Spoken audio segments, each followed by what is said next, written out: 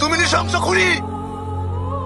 এই রাজবংশের অভিশাপ, দুর্ভাগ্যবশত এই মহান সাম্রাজ্য এখন তোমার আদেশে চলবে। কিন্তু এই রক্তাক্ত সিংহাসনে বসে শান্তি পাবে না সেলিম। শুনেছ আমার কথা? এমনকি 100 বছর পরেও তোমার এই নৃশংসতা আর নিষ্ঠুরতার কথা পৃথিবী মনে রাখবে। সেলিম, আমাদের জন্য মৃত্যু নূহ আলাইহিস সালামের নৌকায় ওঠার মতো। আমি সন্তানদেরকে নিয়ে নূহের নৌকায় উঠবো আর আল্লাহর দরবারে হাজির হব। আর শুধু ওনার কাছে মাথা নত করে ক্ষমা চাইবো। তিনি আমাদের ক্ষমা করে দেবেন। ছাড়ো, ছাড়ো, ছাড়ো।